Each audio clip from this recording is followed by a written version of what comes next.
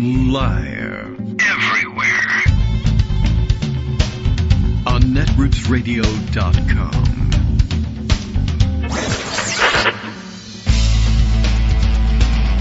David Waldman.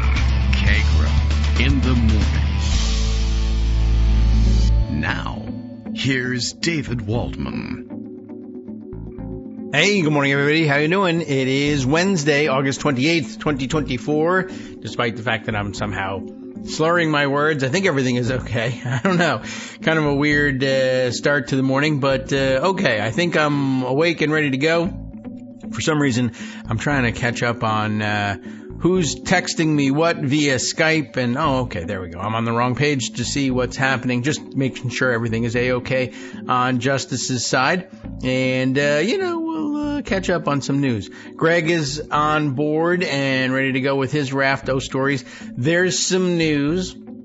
There's always news. I don't think that there's any new RFK corpse news of any kind, but there is cemetery news. And it's not the Trump cemetery news you were waiting to hear. It's a different kind of story from a cemetery involving Donald Trump.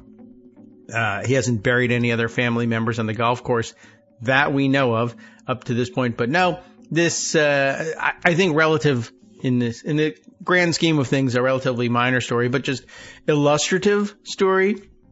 You all probably know already what we're talking about because these stories make the rounds pretty quickly. Donald Trump, I don't know whether he's done this before. I think he may have showed up at the Tomb of the Unknown Soldier once or twice before. But Trump, of course, famously avoided any funeral services for troops killed on his watch. So he's decided to attend memorial services for troops killed on other people's watches so that he could go and blame them for killing those troops, I guess. And anyway, he has showed up in Arlington National Cemetery, where apparently they have some strict rules about who can and cannot do photography inside these restricted areas, graveside, etc. And he decided to show up for the memorial services for some soldiers who were killed in the attacks against the withdrawals of American troops under President Biden from Afghanistan. Finally said, okay, 20 plus years there is enough. Let's get going. And the local enemies took the opportunity to attack at the moment of chaos and inflict just some last parting damage on American troops. And I guess this is the 3-year anniversary of it, or of their burial. I'm not certain which. But you can check the stories for clarification. The clarification you need, of course, is that Donald Trump showed up to take graveside thumbs up grinning pictures with the family who, are, I guess, gamely going along with it. I don't know. But at any rate, it's apparently against some pretty strict rules to do that sort of political photography inside the actual, beside the actual grave markers. And the federal worker who told them so was apparently verbally abused and then kind of roughed up and shoved aside, literally shoved aside so that the Trump entourage could continue with their political usage of the Arlington Cemetery. Just sort of telling about what kind of person he is. And so that's causing some minor uproar and outrage. Other news, I don't know, a superseding indictment against Donald Trump for the January 6th cases. Which we got. Did we get early word of that happening and mention it yesterday, or did it happen just after the show? I think perhaps that was the case. At any rate, finally some analysis unraveling this. It sort of broke over yesterday early afternoon via social media, people finding it on the court listener documents on the website from the courts. And essentially there, Jack Smith tightening up his case and filing superseding indictments, dropping certain charges and certain evidence from the indictment in an attempt to bring it into accordance with the very ridiculous Trump immunity ruling from the Supreme Court recently. It's as horrible and unlikely to survive long term if the court ever comes back into balance. as this decision is. This is what he has to work with, and he's doing his best to do so. And most of the charges, in fact, survive. It looks like actually Jeffrey Clark is the guy who benefits most from this and is mostly dropped from it. The upshot really of it, the 2-minute explanation of it is that Smith dropped charges of essentially weaponizing the Department of Justice when Trump went to them to try to force them to declare the Georgia election, and some of the others probably, the Georgia election openly suspicious and fraudulent, and that they were going to open an investigation into possibly reversing the results there. And they wouldn't play along, and he threatened to fire everybody who wouldn't play along. And there was threats of mass resignation. I still to this day really don't know exactly why that worked with Trump and why he cared at that point, but apparently he did.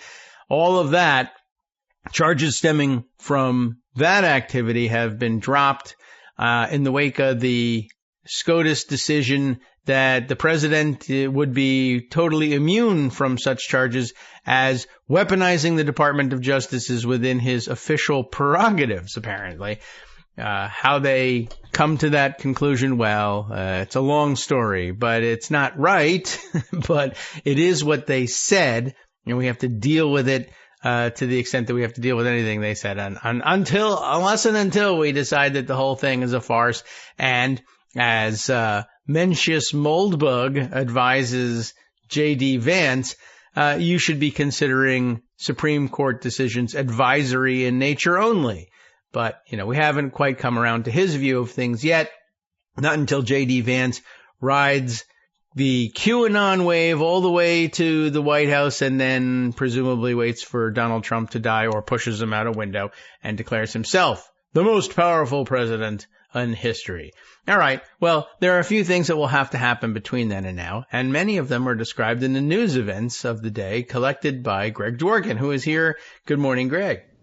Hey, good morning. Hey. There's a lot happening. Yeah. You've collected many of these things. I have. So it was a pleasure being on, and I'll talk to you on Thursday. Terrific. All right. Well, there will be just about, I would say, probably an equal number of stories tomorrow.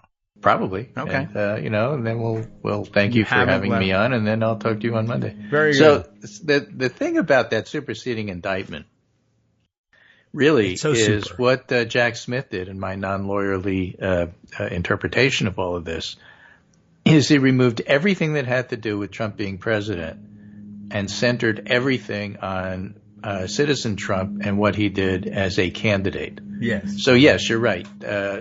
Jeff Rosen is the beneficiary of not including Department of Justice attempts to subvert the election because the Supreme Court incorrectly said that Trump was president so he could do whatever he wants. However, yes. Jack Smith also removed any mention of Patsy Baloney. The lawyer from the Office of Legal Counsel, OLC, and there was another guy, Philip something. Oh, yes. Can't remember anymore. Any sort of suggestion from them that, what are you doing? You're crazy. You lost. They're not allowed to use that. Oh. So anything that was said while he was president by people who worked for him while he was president is removed, and what's left is a lot because it centers on the Georgia phone call, for example, and everything that he was doing as a candidate that has nothing to do with him being president. Yes. And the continued inclusion of that, which makes a lot of sense, is Smith's conclusion that this can't possibly be an official act. It's just not within the purview of the presidency, and it isn't. And it isn't, and it can't possibly be legal either, so I'm going to indict you for it. Yes, it is interesting every time they convene groups of individual citizens as a group in New York or Washington, D.C., and I guess in Florida as well, and they ask specifically. There were 4, and then it turned out is he a criminal? There was a 5th because apparently the word is Arizona wanted to do it, but they wouldn't let him. Oh. Well, so every time somebody reviews this, it's like, oh my gosh, this isn't legal. Is he a criminal? Yes, probably. We think there's cause to think so. Well, certainly according to New York standards, yes, he is, because he's a convicted felon. But yes. Well, when they're just asking, do you probably think there's cause to hold him to trial? Yes, we do. There is probable cause. He's a convicted felon. That's a fact. So before we get to the Arlington stuff, and I do want to know whether Corey Lewandowski was involved. Whether he was there, whether he was the one that did the physical altercation, whether he hired the staff that did the physical altercation. Before we get to that, I want to cover a story that I think is sort of important in how we look at all of this stuff, including the superseding indictment. And this is from Dan Pfeiffer. He published it yesterday in his Substack article called The Message Box. Got to keep track of the names of your Substacks. Okay. And it's in a box. And he said, Dems have finally figured out how to run against Trump. Right? And a little foreshadowing here. The reason I want to go over this is as we discuss the superseding indictment and as we discuss especially Arlington or the CNN interview, we don't want to fall into the traps of the past when we talk about Trump. All right. I will look out for traps. So here's what he said. Basically, the mistakes of the past in covering Trump was, number one, taking the bait. So if he shows up at Arlington, deliberately pushes somebody and says, cover me, I'm Donald Trump. I'm getting myself in the news, whether you like it or not. Don't take the bait. Oh, whoops. Okay. Number two, making Trump look strong. I'm so strong, I pushed them. They fell down. I'm standing up. I'm strong. Don't cover it that way. Okay. Right. Number three, failing to pick and stick to a narrative. So what's today's news narrative? Is it Arlington? Is it the superseding indictment? Is it the CNN interview with Harris? These are mistakes that you make with Trump because Trump is such a target-rich opportunity.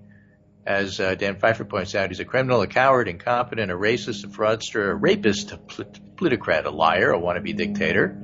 Each is true. Each should be politically devastating. But if you don't get one single point of narrative, you kind of lose the plot and you flounder a little bit.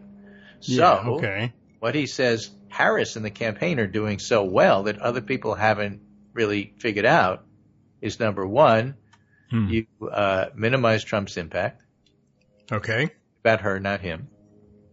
Yeah. And that's why it doesn't matter whether the Republicans complain, as Scott Jennings did on CNN, that Harris wouldn't sit down for an interview. Then when she does sit down, it turns out it's with Coach Walz, so therefore she can't do it by herself, even though it's traditional. Sorry about that. Oh, that's all right. You can't have grass get too long or the law changes. They're doing my nails. So the same principle there. You can't let them get too long. Sure. I hired this company to come in and do my nails with these large machines. Anyway, so Scott Jennings on CNN says, she's sitting down with Coach Walz. Obviously, she can't sit down on her own. She's afraid to. She's weak. She's there. Remember, weak. Yes, right. That's the whole formula there. So I just want people to see it and understand what's going on here. And the funny thing is, of course, Trump's first interview is with Mike Pence, but everybody ignores that in complaining about Harris. So, number one, minimize Trump's impact in any discussion about the CNN interview, even with Scott Jennings. My point is it's about her. It's not about Trump. Number two, respond on your own terms. Okay. Number three, make Trump look weak and small. She does that. That's why he's losing, and that's why he's upset. So the point is, the Arlington stuff is terrible. Yeah. But veterans and soldiers hit him on that. All right. From our point of view, he's a weak and small man who tried to use soldiers as a prop. That's what you say about it. That's what you think about it. That's how you present it. Okay. Because he's weak and he's small and he's weak. And don't do it in a way that says, oh, Donald Trump was so strong he bullied his way into it and made everybody do what he wanted. No. Don't even think about it that way. That's not what happened. A desperate Donald Trump, small, weak, and losing, tried to get the cameras to look at him, and he'd do any stunt to do that, and he pulled one at Arlington. That's what you need to know. All right. I'm willing to go along with that. And if it does turn out to be Corey Lewandowski, I guess we can make a narrative about him, too, if we wish. Even if it wasn't, his influence on the staff is obvious because it was a physical altercation. They do the things that he does. Yeah. So the AJC, keeping the focus on Harris, has a very nice piece about not just the Harris-Walz first sit-down interview, because remember, the what was it, the Brooklyn Eagle? Or the Queens newspaper, Queens man indicted. Right. Yes, right. Right. So everything is local. And the Atlanta Journal-Constitution points out two things. Number one, Georgia will be the backdrop of the Harris-Walz first sit-down interview. Okay. Because Harris and Coach Walz are listening to the rural Democrats who said, please come and see us. So they're doing a bus tour, I think we mentioned on the show on Monday, yes, through rural Georgia, including Savannah. And after the Savannah rally, then she'll sit down in Georgia for this CNN interview with Dana Bash with Coach Walz. Which is in Georgia. Which is in Georgia, and therefore the AJC covers it like that because it's local news. Channel Net's interview. But in the process of talking about it, they also work in the fact that, you know what, this Georgia bus tour is really important. I mean, the last one that did that was Bill Clinton. Oh, okay. And, of course, he did it very well, being Bill Clinton. Sure. Talked about things like, I'm in a place where, moon pies are something you eat. Wow. And, what else? The truth matters, and we're here because we care. And I don't have an accent when I'm in a place like this. Yes. But, other people have said, look, the point to go to places like this is not so that you can win the county. You're not going to win those counties. But if you can cut 5 to 10% off the margin, you're going to win Georgia. So it's really smart. Yeah. All right. I'm happy with the idea. I was looking at it. I think I saw a picture. Maybe it was even in your listing of the bus making its way through Georgia. Maybe I was in the news this morning. I'm not sure. But yeah, it is kind of interesting. I guess we don't. It's old fashioned in a way. I guess it used to be the whistle stop tour, but we don't have trains that go to rural any place anymore. So I guess you got to do it by bus instead. Right. So AJC says, our pal Charlie Hazlett, columnist and creator of the Trouble in God's Country blog, floated a novel idea 2 weeks ago, a bus tour through South Georgia featuring former football coach and current Democrat vice presidential hopeful Tim Walz. You may get sick of this coach thing. Don't get sick of it till December. Okay. It's important, it works, and it's not going away. All right. So from Hazlett, what he wrote is, put the members of that 1999 Mankato West football team on a bus with their old coach for a road trip across rural Georgia in the heart of football season, and it could make a difference. They might be the visiting team on a hostile field, but my hunch is Coach Walz can get the Democrats back in the game in rural South Georgia. Yeah, I don't know. They're doing It'd be interesting to see if these guys have the time for that sort of thing, but, there may be that many of them would do it for their old coach. Right. Okay. So, it's all good. And that's part of it. Now, the Bulwark, on the other hand, takes a good look at Trump, and their leadoff 2 days ago was an unserious man, a dangerous movement. Yes. Okay. If you can't beat him, join him. Donald Trump, who appointed the Supreme Court justices who overturned Roe v. Wade, in case you forgot, formerly boosted himself as the most pro-life president in history, in case you forgot, is now insisting his administration will be great for women and their reproductive rights. Sure. Pro-lifers aren't thrilled. Overturning Roe is only the necessary first step, National Review's Philip Klein wrote, and on that battle, it looks increasingly like Trump's joining the other side. But that's not the point. The point is for Trump to position himself as whatever he needs to do when he knows he's losing and he's getting hammered on an issue, and that's what's really telling you. So what does it mean? It's weak, he's small, he's losing. Yes. You see a theme here? I do. He's weak and small and losing. Right. So before Kamala Harris's convention speech fades into the mist of history, Bill Kristol says, I want briefly to discuss one passage. All right. In many ways, said Harris, Donald Trump is an unserious man, but the consequences of putting Trump back in the White House are extremely serious. Sure. Now, Harris didn't dwell on the first point that Trump is an unserious man. She did spend a fair amount of time discussing the serious consequences. But why even mention Trump as an unserious man? Because the Harris campaign understands is precisely Trump's unseriousness, his showmanship, his buffoonery, his shtick, that can make it hard to appreciate just how dangerous he is. So somebody has to stipulate Trump's apparent unseriousness in order to get to the danger. After all, it's Trump's unseriousness as an individual that gives some people an excuse to overlook his danger as a political figure. I don't like the tweets either, but I wish he'd stop. But the buts come easier for Trump-adjacent voters if they're allowed to think the problem is Trump the individual rather than Trumpism. Okay. So a movement seeking to deprive us of freedoms, eager to divide the country, willing to foster chaos, that's a danger of another order.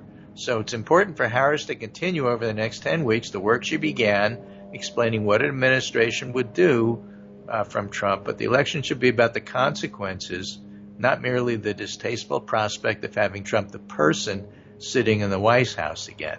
Mm-hmm. So this is a slightly different variation about what Dan Pfeiffer said, and I think Pfeiffer's right, and I think, as usual, Kristol's wrong.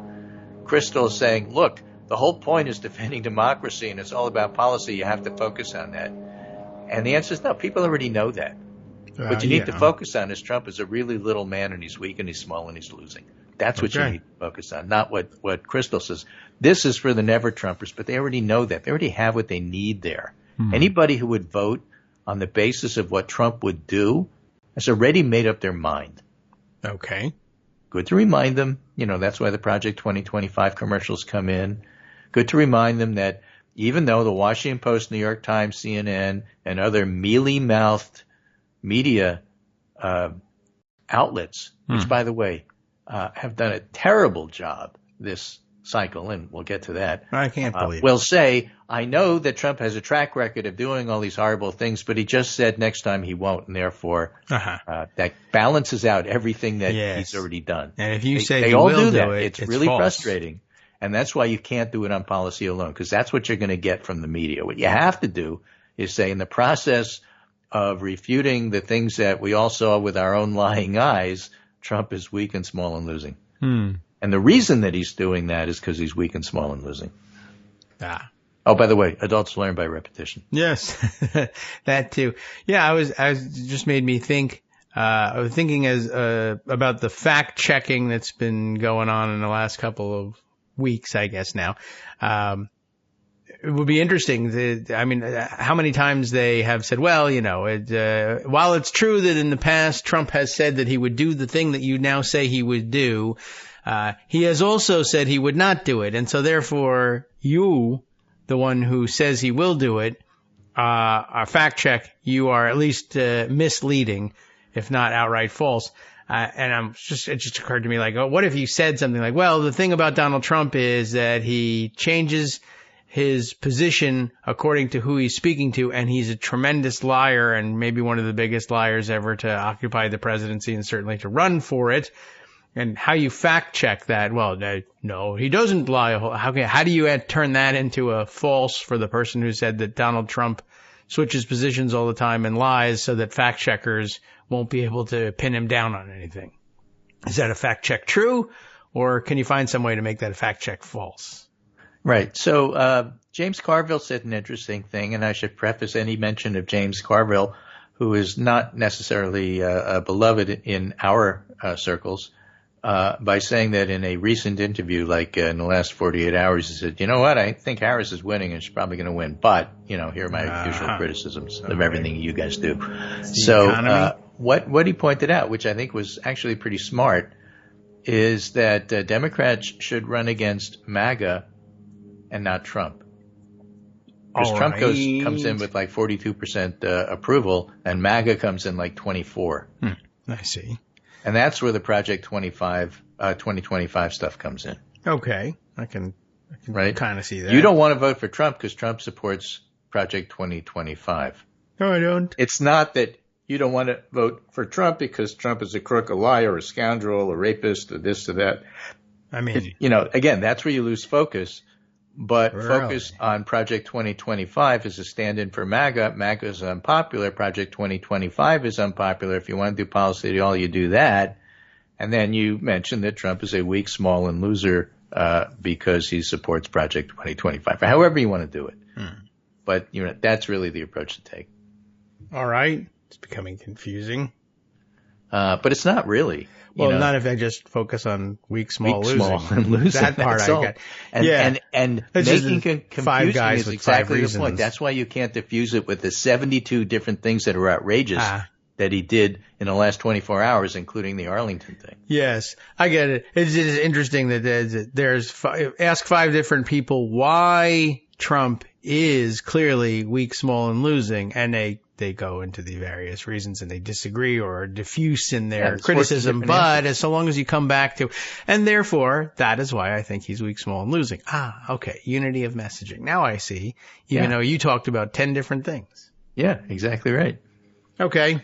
All right. I think I understand this better now. Well, that's good. All right. Bye. The campaign gets it, though. The campaign has been doing this. The campaign doesn't need this lecture from me or from Dan Pfeiffer or from anybody else. Well, it's not. The point of all these stories is, I see what they're doing. They're really smart. They get it. Yeah, I guess so. Occasionally we get this genre of story where it's like the campaign should be doing something else, meaning hire me. I want to be hired. Yeah. But I don't know. I guess they think the team is solidified now, and they just want to say good things about them. In case one or two of them get COVID, if you need somebody to fill in, right, you can call me. And you know what I'm not seeing? You're not seeing? Oh no. What? I'm not seeing unnamed staffers complaining about the direction of the campaign because an unnamed person who works for somebody else in D.C. said they should have done this. That's true. I'm not seeing those stories at all. Yeah. I wonder. Well, it can't be because they're not trying to get them. Yeah. Huh.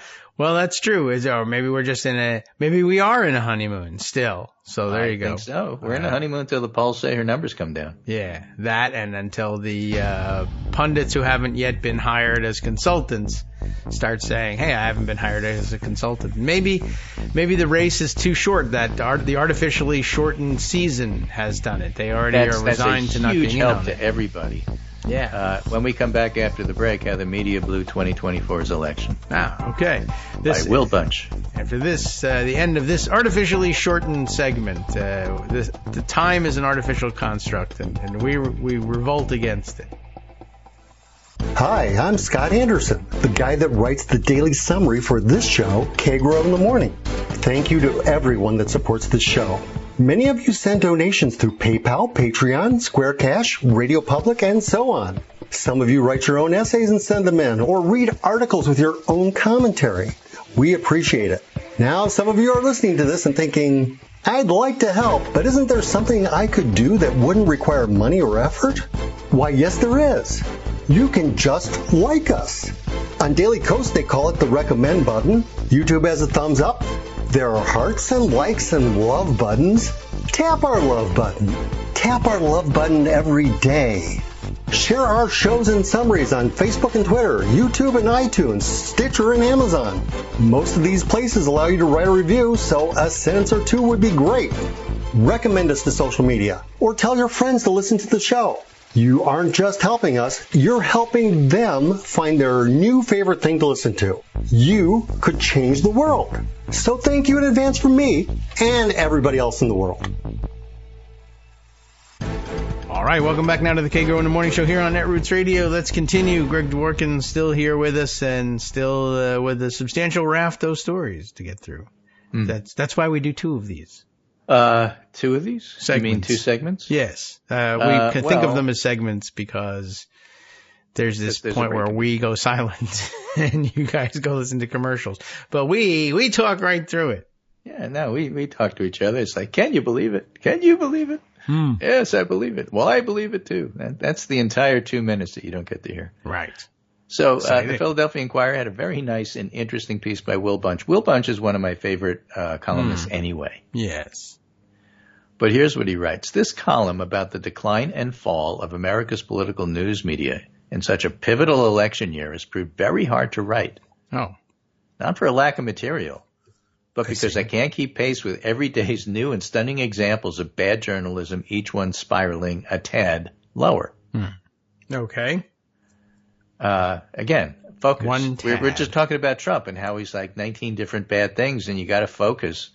And, the same is true of trying to critique journalism. So Will Bunch says, I'll start with the weekend's lowlight.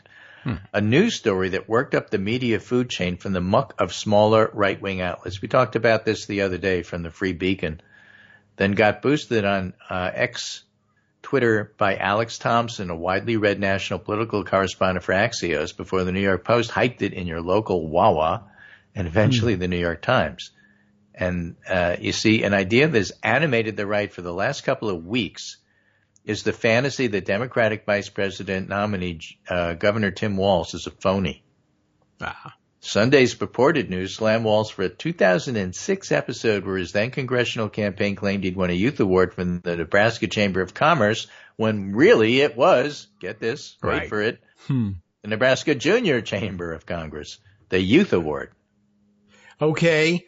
Never mind, the 2006 Walz campaign had corrected this tiny mistake. Oh, they have already done it. Probably the work of a junior staffer. And then he says, as you think about this, you have to picture Barack Obama doing the hand thing at the Democratic National Convention, only getting even smaller. All right. Small, weak. Yes. Yep. You got it. Loser. Probably the work of a junior staffer. The second they learned about it, the nattering nabobs of negativism. Okay, quick. Who said that? Spiro Agnew. You got it. Yeah. Had accomplished their mission in a year when the elite mainstream Groucho media Marx has lost its doggone mind, going after small daily clickbait like a puppy chasing its tail, demanding news conferences only to ask trivial questions, issuing ludicrous fact checks, we've been over these, desperately seeking gravitas in the candidate just found guilty on 34 felony counts and liable for rape and financial fraud, who was dinged by NPR for 162 lies or distortions in one news conference.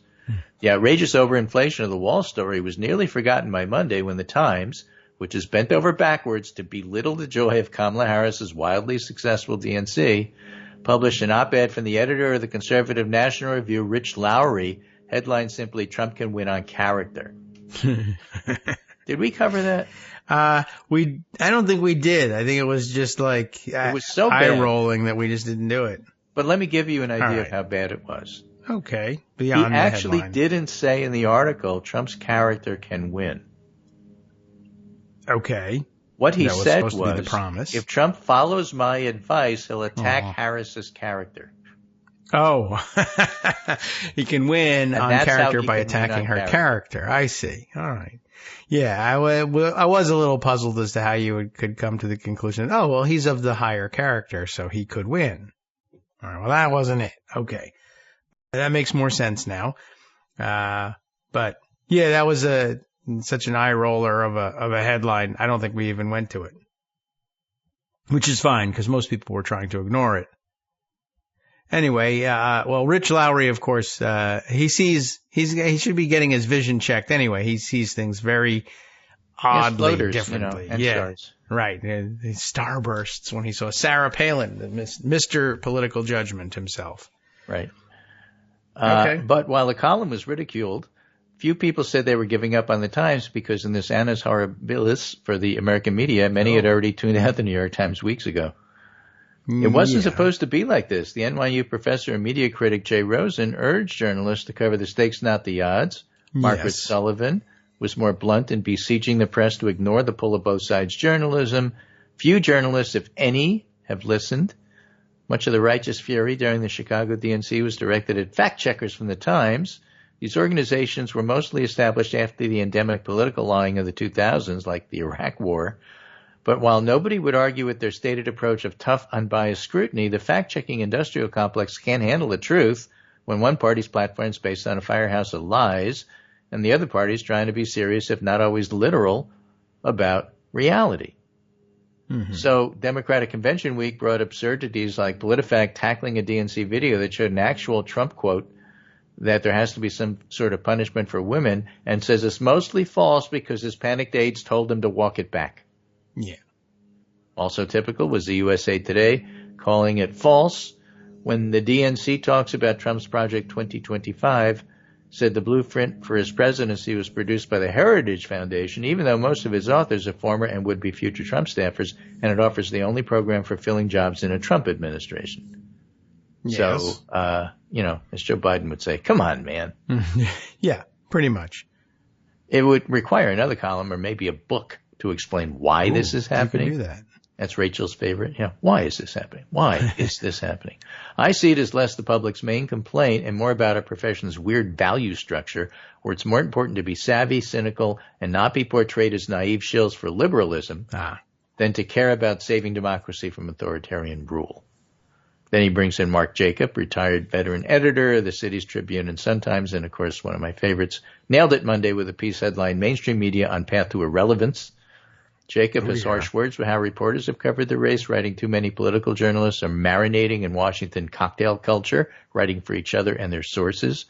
And that's the thing. If you step back and see what the media is doing, the Patrick Healy's of the world, Harris is ahead. Why this is good for Trump. I mean, he's got one of those today. Okay. He does. All right. He's the most important thing is the Electoral College, and therefore it doesn't matter that Harris is ahead doing well. Trump is terrible, yada, yada, yada. Yeah, that's not actually necessarily good for Trump. That's just it's irrelevant. Not necessarily true. If you think it's right. necessarily good for Trump.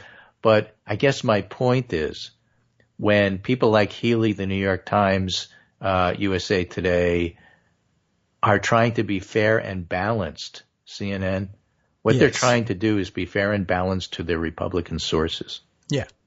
They're not trying to be fair and balanced to the truth or their political audience, just to their Republican sources. That's what's so frustrating and even though their Republican sources probably aren't subscribers. Democrats don't talk to them anymore. Yeah. All their sources are Republicans. It's amazing when you look at it. And that's what makes Punchbowl and Politico Playbook run, is Republican sources. I guess so. We cover the Congress, therefore it's important to know what's going on in Mike Johnson's office. Well, fine. I haven't read it in days. It's just not important. Yeah, it's interesting. I guess if I assume they once began this program with the idea that, well, we need to preserve our links to all our sources. We can't operate if all of our sources walk away, and then half the sources walked away. And well, now we definitely can't alienate our remaining sources. Yeah, because we won't have any. Yeah. But no one, how could that be though? That no one would talk to the newspaper? Someone would, right? Don't you think? So to pick up on a theme I started at the beginning, in the first segment. Yes. On today's show, Will Bunch writes, do you know who gets the new landscape better than anybody else? Kamala Harris. Oh, all right. The vice president and Democratic nominees running to be America's first post-media president.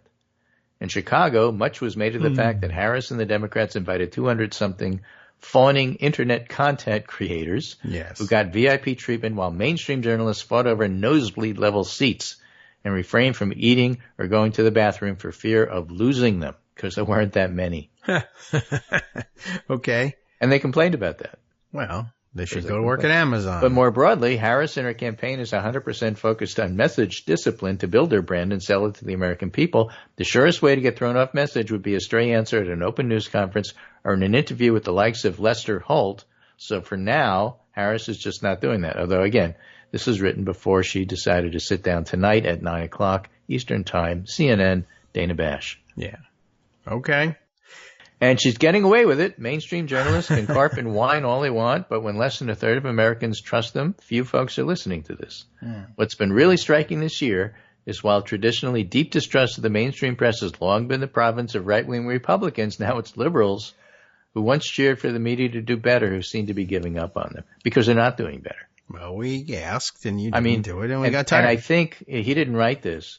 And he points out this is not great, this is not what you want, but the breaking point for a lot of us, including me, is Harris's first, after being selected as the Democratic nominee for president, had a quick gaggle, as they call it, not a formal press conference, but I'll stop here with the media following me for a few questions. You guys ask me anything you want. And they said, great, what do you think of Trump's, Right. And it was all like, okay, you don't want to talk about policy. You don't want to talk about me. You want to talk about the latest thing Trump said because you want to make it all about Trump because you want clicks. I'm not doing this. Yeah. And we looked at it and said, you had the opportunity, right? Mark Knoller, who used to be on CBS, and I don't know where he is now, said, the first question that Harris should be asked is, why are you doing this interview not solo, but with Coach Walz? That's the why should primary that be the issue first for you. Question. Who cares? Every new presidential candidate does it with their vice president. There's a long tradition of this. You're an idiot and nobody should pay attention to you. That's basically what he's telling us, and I agree with that. Yeah, that would be interesting too, because Knoller considers himself something of an amateur historian of coverage of the presidency. Anybody who's like older than 40 who's been covering politics considers himself an amateur historian. That's true. Hey, he's the guy who used to, his shtick on Twitter used to be, I don't know whether he's still there or not, I don't know whether he still does this, but he used to do things, by the numbers, like this is the first time that a president has ever done this, or this president has been here 3 times or whatever. He'd love to show off that knowledge. And it would have been interesting if he had gotten the first question and said, why can't you do this interview solo? And the answer was, traditionally the last 5 campaigns, have all done joint interviews. It's a traditional thing.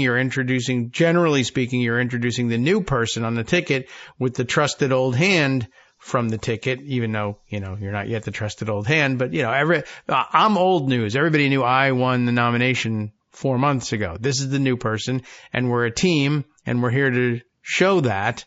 And that's why you and others have all been happy to have that joint. In fact, it's more of a coup to get both to sit down. And here's photos of it happening, and here's you in the crowd smiling and asking more relevant questions. I don't believe at any of these press conferences you or any other person in attendance has ever made any question, much less the first question, why are you both here?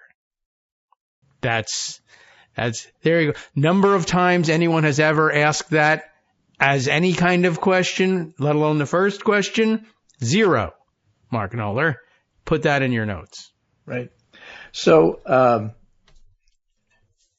this is of note because Will Bunch is a liberal columnist, so when people write to him, he asks, what do you want to know?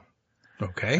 Ask me anything, that sort of thing. It's liberal people who are asking and liberal people who respond when, he asks questions and such. Okay. So, what did he ask?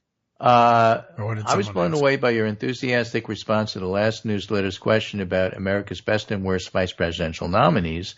In a tight race for worst, Sarah Palin, 6 votes, a dunce, edged out Spiro Agnew, a felon, with 5 votes, and 3 votes for Dan Quayle. Yeah. Showing the leftward bend of this crowd, the best Veep race was a tie between Henry Wallace for FDR and Lyndon Johnson. Okay. Those are the best ones. So I thought that was interesting from a left-leaning audience. Sure. I have to keep looking up Henry Wallace because I don't remember. And I'm old enough to have covered this stuff for a while, and I still don't remember Henry Wallace. Henry Gromit, his partner. Yeah. No, I don't think I could evaluate him as a vice presidential candidate. I have certainly no living memory of it. And okay. Right. So this isn't a coverage of Trump as strong. This is a coverage of Trump as weak, so therefore I will allow it. This is Svidate. All right. Talking about a reminder that Trump's campaign rally at Arlington is latest in a long history of dishonoring the military. As president, he stopped going to Dover Air Force Base for dignified transfers after his very first one. Why? Because the father of the dead SEAL berated him. Oh.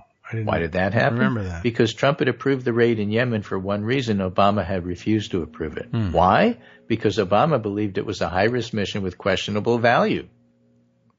Yeah, and, that decision was made over a social dinner. The father didn't know this, of course, but was livid at Trump for having sent his son to die. Trump refused to go to any more for years. Pence went instead. And when he finally started going again, he turned it into part of his campaign. In early 2020, he cut short a rally in New Hampshire, took a bunch of his rally, including actor John Voight, to Dover for a dignified transfer on the way back to D.C. like a MAGA field trip.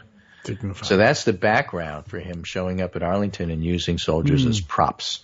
Yes. Was he invited by the family? Maybe. Look, if you're going to have something as large as the military or, let's say, law enforcement, you could find 3 Republicans who would invite him to something like that. Sure. Easy. Maybe Absolutely. 20, maybe 100. Yeah. Doesn't matter. Right. I don't think I had ever really heard the story, or it didn't stick with me anyway.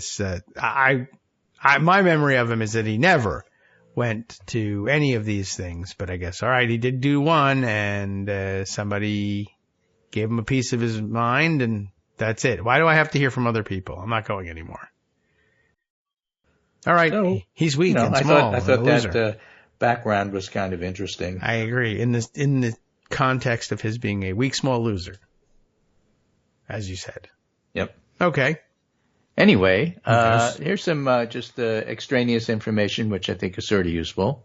First, consumer confidence is at a 6-month high. Gas prices are at a 6-month low.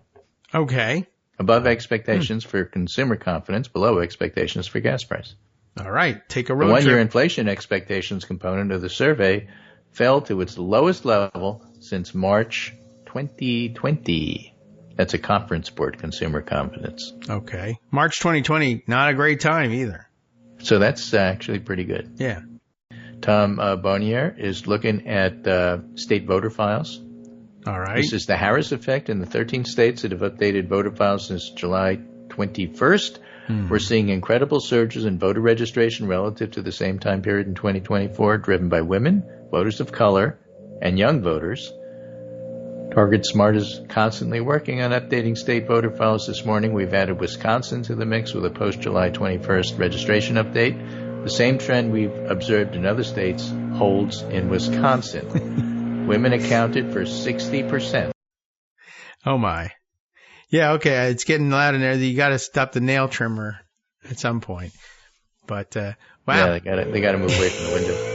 Of new registrations in Wisconsin during the week after Vice President Harris announced her candidacy. During the same week in 2020, women comprised 55% of new registrations. This year, it's 60%. Latino voters are leading the surge there, 8% of new registrants as compared to 4% in 2020. And I'll add some more observations of Wisconsin later. But basically, he's seeing this everywhere. Well, that's good. So in other words, Harris announced, Biden steps down. Right. Everybody under 40 breathes a sigh of relief. They start giving a tremendous amount of money. Like when I say tremendous amount of money, I'm talking $500 million. Right. Yes. $1 billion. It's quite a lot. In Dr. Evil voice. Registrants signing up to do campaign volunteering and shifts. Yes. Careful. Hundreds of thousands of them. Yep. They'll be knocking on your door, texting you, bothering you a little bit. Yeah, we have the polls. Writing postcards. Yep. Yeah. Polls.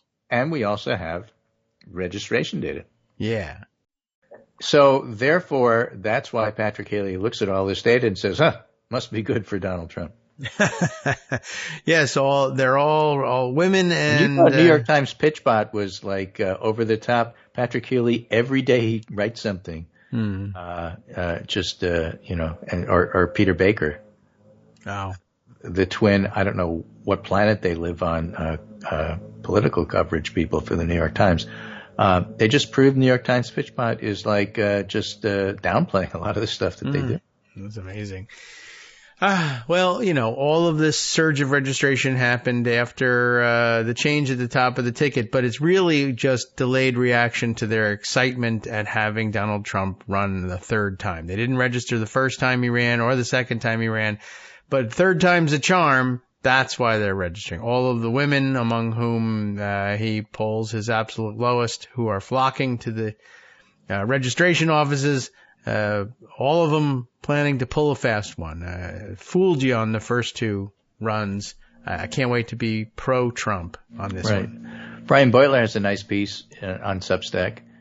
Everything is on Substack. Yeah. Why Kamala Harris can be insurgent and incumbent simultaneously. Yes, that is a weird contradiction, but okay. But she's pulled it off. Well, yeah, it makes some sense. She was, yes. She was not supposed to have done this, and I wonder how it would have gone. Right. Even if there was a successful second Biden she's the change agent. Trump hasn't changed, but the top of the ticket has. Right. So, everybody has enjoyed the change, and so that makes it, a change election, even though she's currently the vice president. And, certainly. Well, here's why it works. Okay. Oh, why don't I just let him say it? Yeah, good idea. No, you say it. No. You say it. Go ahead. I am tired. I haven't organized my thoughts. Brian has written this down already. All right, he has. He said Biden-Harris administration has truly been a failure, then Trump would be leading. Okay. He's not, because they've been a success. Because it's a success, she can do this. So she can do it for two reasons. Things are going well. They're not perfect, but they're going well. There's no mass crisis. And secondly, Trump never left us. Yes. In fact, that's a big part of it. Funny, because the title of the pundit roundup today was "Dear Donald, how can I miss you when you won't go away?" Yeah. Okay. Right. That's Which true. is one of my favorite country western songs. Right. Well, I have to agree with that. He's never the other left one the is scene. left foot steps on your stomach when I walked out of your heart. But I love "How Can I Miss You When You Don't Go Away." Yeah, that's. I don't think I know the other one. But it's a okay, classic. Man. All right. Well, that's a large part of it, right? He's never been off the scene. He was president. There was just the plain fact of it that he too could run. I mean, he had the opportunity, I guess, to run as combination insurgent incumbent, but I mean, you can't tell the difference between him as an insurgent and an incumbent. The problem is that he didn't govern either way. He's the same no matter what. He doesn't change. So nothing has changed. He's also a crook, a liar, a philanderer, a convicted felon, a adjudicated rapist. All true. Nothing small, changed. Weak, loser. All right. I mean, he's even giving the same stump speech that he's been giving since 2016, and very deliberately. While criticizing Harris for giving the same stump speech. Yes, right. But at least it's, I mean, to us, the rest of us, it's a relatively new speech. Like now, I have seen a couple of interesting write-ups in the last couple of days, and some of them are parked in Pocket and can be shared later on. This has been a trend for a long time. The MAGA fans have been leaving the speeches early, but it's now become so acute that no reporters can ignore it. Like 2/3 of the crowd are leaving now during his speeches, and the reporters are just like, not only is this the same stump speech, I'm used to it being the same stump speech from start to finish of a campaign, but this is a 2016 stump speech. Right, but why did they come? Were they only paid to stay for the first 20 minutes? Yeah, I don't know. Maybe, I guess, although sometimes it's difficult to even get them to come in the first place. That too, he's having another rally somewhere in Pennsylvania. I mean, they had a whole Blacks for Trump section. Fill. Both guys left after 15 minutes. Well, we're only supposed to stand there with the sign. Right, you may be right. They only were paid for 15 minutes with the sign. But yeah, they're having difficulty giving away tickets to fill a 4,000 seat venue in the middle of, I think I saw Adam Bonin talking about it on Blue Sky and mentioning this is a county in Pennsylvania where he's having the rally. He won last time around with 68% of the vote, and the rally is Friday, and they can't get the 4,000 in there. And when they do go, they say, all right, well, I'm supposed to be here for my candidate or whatever. And then I heard this 100 times already. I got to leave. I'm bored. Or I might get shot. Well, Carville had another observation which is relevant to your discussion there. And that is, he's now bullish on Kamala beating Trump because Harris has become the hot item and is driving Trump crazy. Yeah. Trump is stale. Yes. And lashing out and trying to come up with something that will give him the headlines, good or bad. He's definitely one of those all publicity is good publicity guys, and it's not true about him. So speaking of media, let me give you a 4-hour story. All right. That is to say, a story that comes out and you go, wow, and it only lasts 4 hours and people stop talking about it. Oh, okay. Yeah. Right?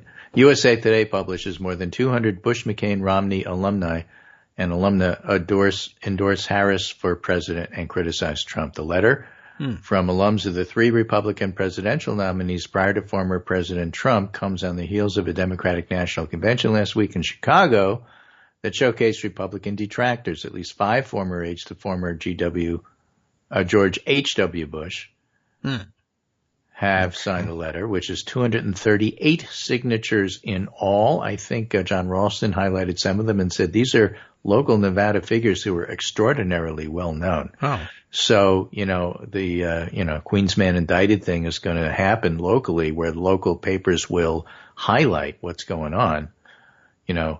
For example, in Connecticut here, if there was a coverage being done on any given night about the Democratic National Convention, Chris Murphy got mentioned. Yes. He especially got mentioned during the speech, but he was always mentioned. There was a really great speech, and Chris Murphy was also in the audience. Just sitting there, but, here's a photo of him watching. Right, exactly. So Keep there's it that. local. Tom Nichols has a nice piece, follow-up to the stuff we were talking about the other day, conservatives who sold their souls for Trump. I don't know if he mentions Rich Lowry by name, but he should have, because that's exactly what's in there. Oh. And Jacqueline Sweet, who on Twitter notes, Jacqueline Sweet is an investigative journalist for The Intercept, Politico, and other places. Okay. I don't know if people realize that 90% of the Walz stuff, Walz is a liar, Walz is this, Walz is that, right. The stuff that doesn't work. We talked about it the other day. He's a meme now, so you can't touch him. But all the Walz is a liar stuff is recycled from a small nexus of non-credible Minnesota sources who've been pushing this information and exaggerations about it for years and are just now laundering it up the chain from influencers, the shoddy outlets, to, places like the New York Times. You can trace each one back years, and it's amateur hour stuff. It makes sense. I mean, I was sort of wondering how come each of these things, they seem, when they attach a date to them, to be very old. This one was from 2006, we were mentioning earlier. Right. Right. His retirement from the National Guard, which is, I don't know how long ago, but quite a while. But I guess these are things that they tried to use against him as Republican operatives in his race for governor, or even probably for Congress at some point. And they didn't work. He won. But I have my old notes, and now everybody's interested. Well, you see this all the time, right? The vice president comes from wherever the hell, whichever state, and you go to the local operatives in that state and say, what do you have to say about the guy? And because you interview both Republicans and Democrats, the Democrats say he's great, and the Republicans you interview give you the oppo that they have a notebook on. So it was funny. She finishes up by saying, interestingly, some of the original purveyors of the Wall stuff are the people who pushed Ilhan Omar marrying her brother.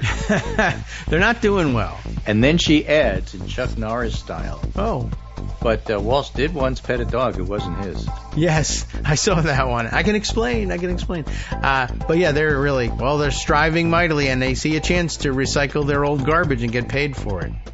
Who can blame them? All right, welcome back now to the Kagro in the Morning Show here on Netroots Radio. We continue on for another hour. I know, some days it seems like, well, come on, why don't we just wrap things up when Greg leaves? We should all go and put our feet up and enjoy a show well done. But there's so much more to catch up on. And by the way, in case you haven't been fully briefed on the dog thing, right? Okay, so I think we kind of hit the nail on the head here. My guess is this is all just opposition research that didn't take hold and wasn't successful in stopping Tim Walz from, say, being elected governor, or didn't stop him in any of his congressional races. But these guys have the notes, and there's a hunger for information from Minnesota about Tim Walz, and there's no end. It's a fire hose of information from people who support him, and no surprise, he's the governor there, which means that a majority of the people, at least majority of the voters, actually like him. So it's going to be pretty easy to find positive stories. Plus, he's just that kind of individual about whom there are so many stories. But there's always some curmudgeonly types who he's too damn friendly or whatever their problem is, or they are Republicans and opposed him, and it was their job to dig up dirt, and they still have it, and it, may have a kernel of truth to it, may not, it may have been exaggerated or may not. It's just not something that stuck to him and gave him political problems. So it's, unsurprisingly failing with a larger audience that finds Walz to be an acceptable and friendly and approachable person.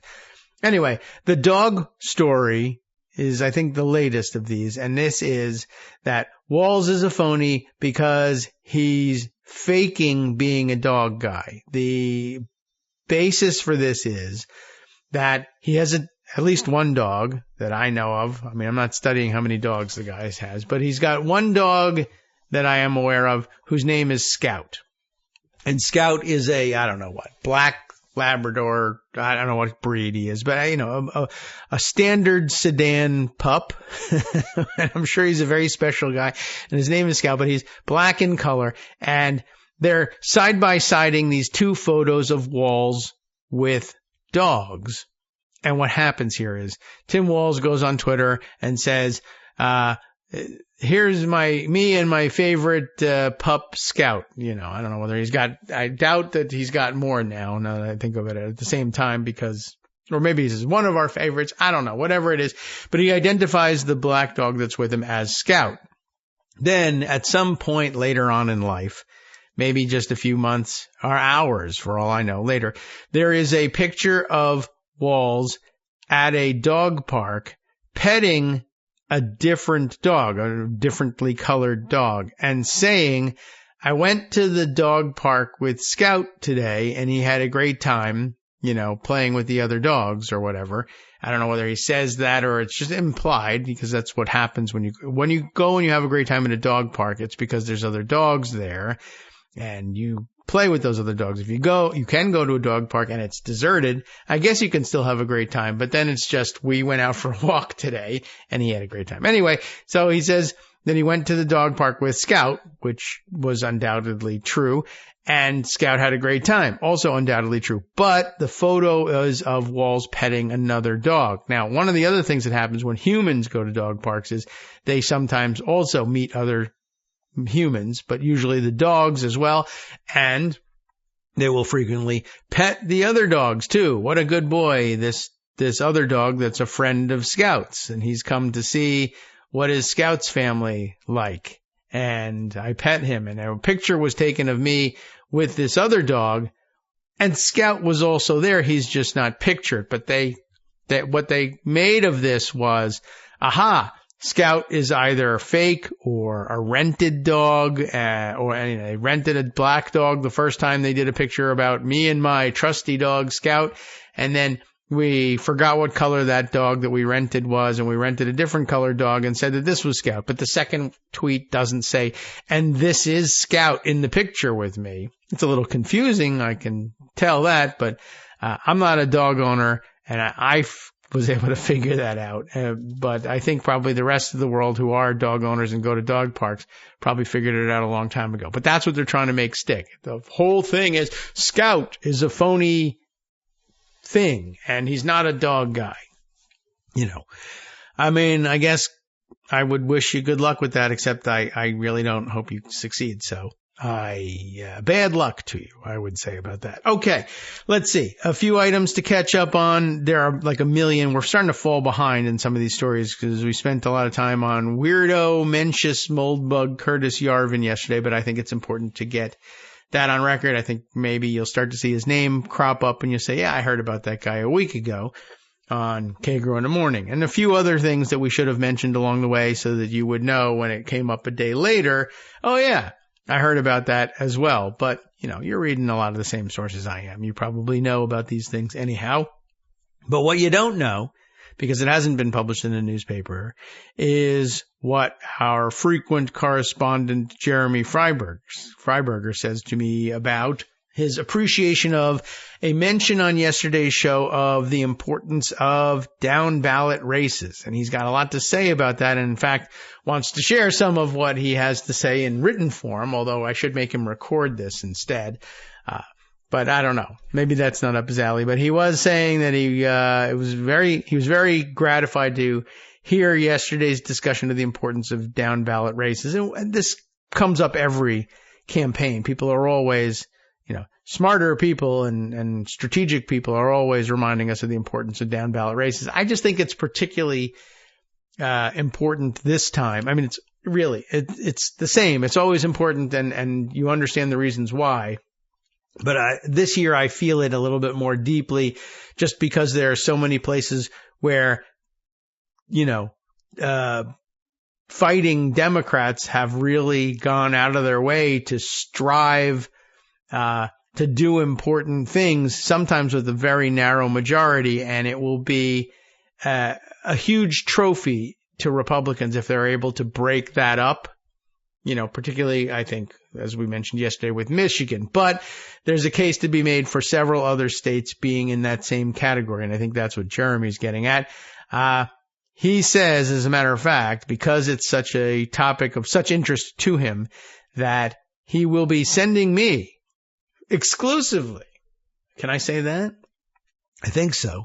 We'll say it, even if it's not true. But we'll be getting this series of synopses, one per day for the next 6 days / shows. So it'll be very easy to fall behind on this. But we do have a couple we could spare a day or two on either side on some of these things and still get it done with, a month and a half still. But if we do it all up front, that's what counts. Because, of course, the earlier your money arrives in the coffers of these down ballot campaigns, the better. They can plan for what to do with last minute money. Sometimes does come rolling in, and there's lots of roles for it to play.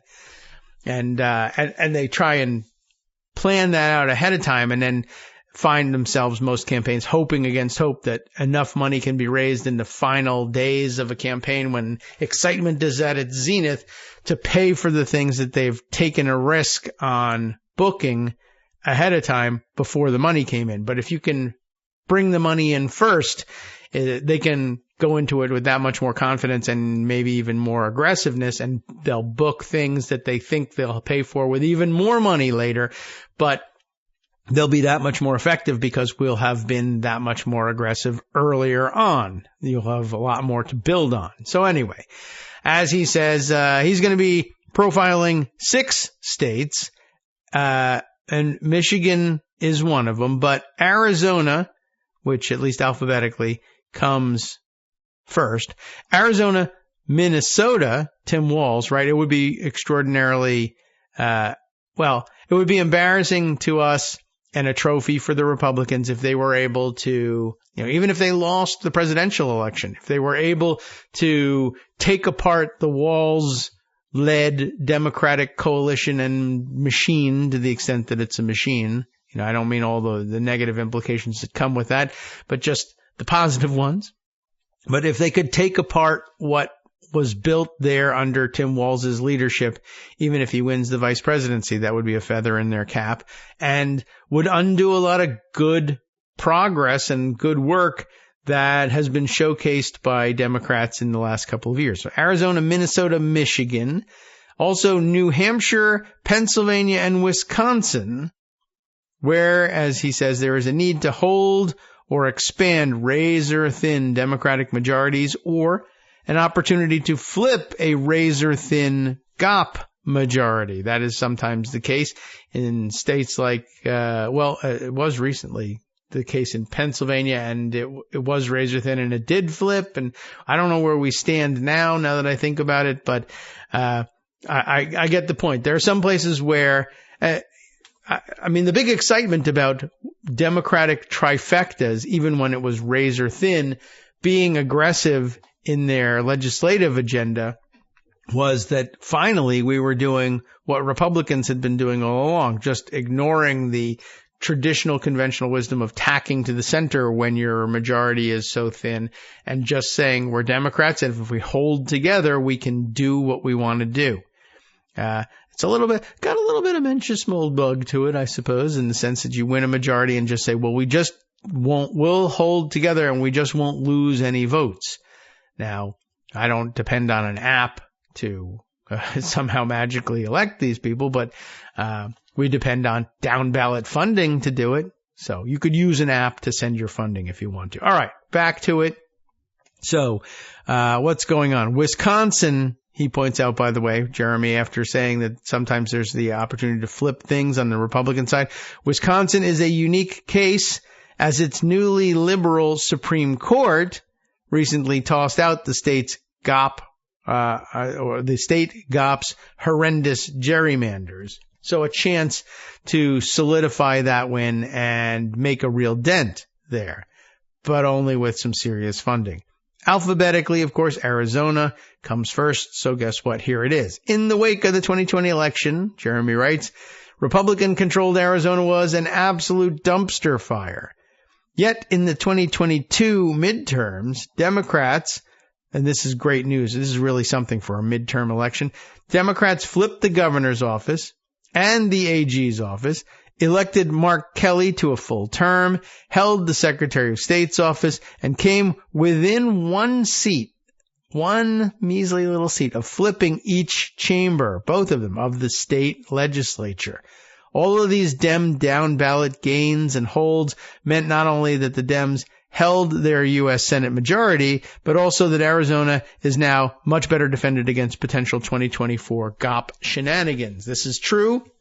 And remember where we were with Arizona not that long ago, that their response, the Arizona state legislature's response to the 2020 elections, was most infamously to launch that incredibly crazy cyber ninjas forensic audit, which later became known as the fraudit, even though it finally did when it was forced to report. For some strange reason, just didn't lie their asses off in their report and basically said, yeah, all of this turned out to be garbage. There was, again, now even with our look at this stuff, even though we were looking for bamboo fibers in the ballots, we found no credible evidence of wide-scale fraud that could have affected the outcome of the election. Sorry, you lose. And I mean, there's incredible wackadoodles in the state legislature there, some of whom have been openly white supremacists, certainly openly MAGA lunatic, and their voices have mostly fallen silent. But they still do cling to majorities in each house of the legislature, and only by the thinnest of margins. And to have won these statewide races and come so close, well, why not push it over the finish line? It would be important. And also, by the way, just throwing in the mix, where we were with Arizona, Greg's mention earlier on in the program of Arizona's grand juries being interested in indicting Trump and Trump's circle for January 6th crimes as well, but somehow finding themselves stopping short because the powers that be in Arizona didn't want to move forward. Well, they switched who the powers were after that and actually have the opportunity to do it in the state legislature as well. And what a trade up it will have been over the past couple of years for Arizona to win the governor's race, hold on to the Secretary of State, win the Attorney General's race, come within one seat in both houses of the legislature, then push it over the line. If they were to secure a trifecta in Arizona and elect Ruben Gallego as well, what an upgrade across the board, right? How does it happen? Well, in part money. And while you could sit back and wait for the geniuses at the national level and the Democratic Party, whom you doubtless know, love, and trust, to get around to sending the proper amount of resources and money to Arizona to pull this stunt off, you could also say, why make trouble and headaches for the heroes of the Democratic Party that I loved so much at the national level when I can let them concentrate on their mission and instead direct my donations directly to, let's say for today, Arizona, right? And cut the administrative overhead and inject that money as early as possible into the coffers of the Arizona Democratic Party and let them do their thing. So, okay. Now, a little bit more about Arizona. This I hinted at a moment ago. In November, Congressman Ruben Gallego is aiming for Kyrsten Sinema's Senate seat. Again, this is a tremendous upgrade all by itself, let alone the fact that he's running against Carrie Lake, who is certifiably insane and definitely a relic of the old Arizona. And again, as much of a Trump sycophant as she's been, camping out basically at Pervalago for the bulk of the campaign, you cannot let her through. There can't be a win for this idiot. She's the one still claiming that she won the governor's race, doing the same thing as Trump, never conceding the governor's race there, even as she runs for Senate. Well, what are you doing? Shouldn't you be serving as governor? No. Well, anyway, so there's that. And while there's also, he mentioned, several House Democratic candidates can also flip Republican-held congressional districts. At the state level, Arizona Dems need pickups of just one seat in both, again, one seat in both their House and Senate to claim total Democratic control of Arizona. What a turnaround that would be, right? And 2 of the 4 state Supreme Court justices who upheld that ancient crazy abortion ban, they also are on this fall's ballot for reinstatement in Arizona. Canning both of them would eventually create a Dem majority on the state's high court as well. Put Arizona in the Dem column. Let the people of Arizona be governed by people who actually think government can do things and good things for people, and reverse the old wackadoodle regime of Arizona, Barry Goldwater's state. Now, it would be a big trophy for Republicans to win back Gretchen Whitmer's state. Well, why not win back not only Barry Goldwater's and John McCain's, but wackadoodle Carrie Lake's as well, and show them a thing or two, and then win the Supreme Court to boot. Most people, he concludes here, can figure out how to support Mark Kelly. Red to blue House Dem candidates can be researched and supported at redtoblue.dccc.org. You know the DCCC. Frontline incumbent House Dems can be researched and supported at frontline.dccc.org. Supporting Arizona's quest to flip its legislative chambers, the state legislative chambers. How do you do that?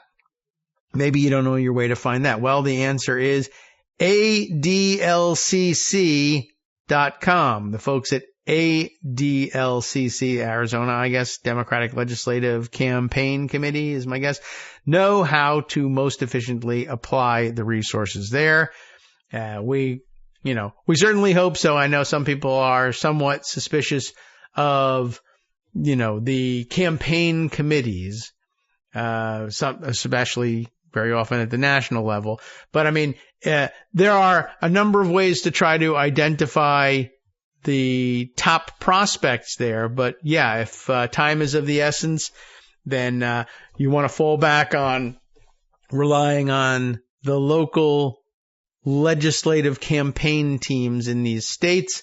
Though there are certainly also, like I've mentioned, a couple of people you know and trust from the online world, Charles Gaba, Brain Rap, and LOL GOP, focusing on Michigan, but also putting out lists for other states as well. A number of operators in that space who can give you more granular detail. But with 6 states to cover, at Jeremy's urging, you might have your own number, but if you find that you can't research them all, or you can't find people who have, it's always a good bet that the state Democratic Committee will have a pretty good idea of where to go, with rare exceptions. Like, I don't know about the New York Democratic organization. And, we'll leave the analysis of others to later in the week. And, by the way, there's a follow-up email here.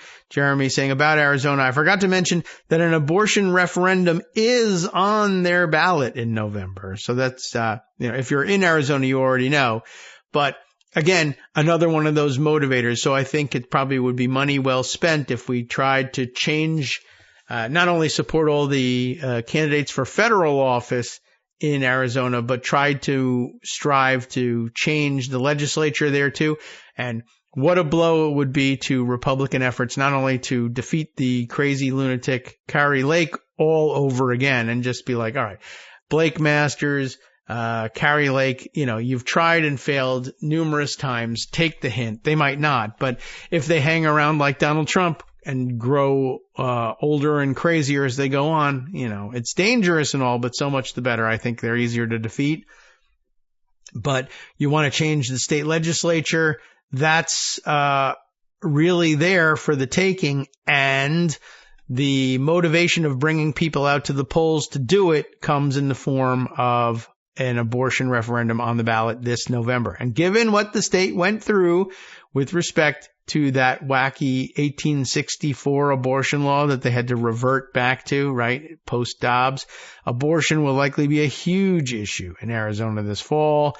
And great. There you go. Oh, and another resource for you to look at, generally researching those tight races for state, Senate, House, governorships, and for electoral college votes across the country. Constantly consulting, he says, 270towin.com. That, of course, electoral college total needed to win the presidency, 270 to win. And the root of the same number, the root of the use of 538 by Nate Silver, who then gambled it away. So we're down to 270. So there you go. Okay, moving on to other subjects parked here in pocket. There were many.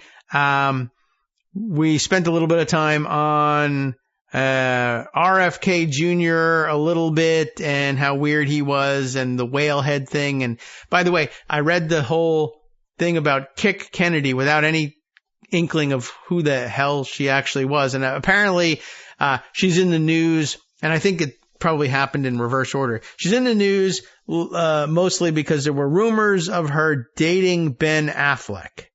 Now remember, there was mention that Kick Kennedy was herself an actress and a Hollywood figure. And, I think I may have said something while I was reading it, and I didn't follow up on it on the air, but I went to IMDb just to look. Well, okay. What is she doing, Kick Kennedy? And the answer is nothing, really. She's been in a couple of things. It's really a very thin resume, although very often IMDb profiles are thin on the resume because you could be acting in theater or you've got a lot of current you might have major Hollywood projects going that haven't been released yet. And so therefore it looks like you have a thin resume, but you could also be kind of a dilettante and be independently wealthy, and it's not actually all that super important for you to break through in Hollywood and become famous and rich that way if you're already famous and rich some other way. And I think that was but anyway, so she is an actress, so she runs in those circles. Ben Affleck, of course, has Massachusetts connections as well. But as it turns out, apparently they're not. Ben Affleck's people deny that there's a dating situation going on there. My guess is that it was that made people say, who's Kick Kennedy again? And then they Googled her and they found this article and they were like, oh, this is an interesting article about her. It's a little bit weird, but whatever. Oh, she says her dad sawed a whale's head off once. That's how I think that stupid story resurfaced. They were looking for information about the person who might be dating Ben Affleck. But it is said that they're not. So fact check. Misleading, mostly false. Ben Affleck says no. And there's really no reason for Ben Affleck to be saying no. Why not? It would be a fine story to be. Oh, I guess RFK is a persona non grata. Maybe you don't want to be connected now. And I'm not clear on what the relationship currently is between Kick Kennedy and her dad. So I guess you want to tread lightly. Anyway, speaking of RFK Jr., because why not?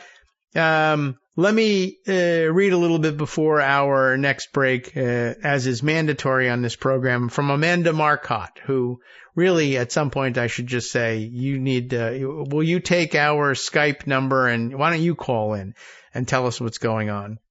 But I think she's busy and, also was like, I don't know who you are, maybe, kind of. But anyway, Donald Trump's embrace of RFK Jr., she writes, exposes the campaign's QAnon strategy. Of course, why not? The old MAGA conspiracy theory is still around. I thought it would be important to read this because that's a good point all by itself. And it may be sucking in people who'd otherwise dislike Trump.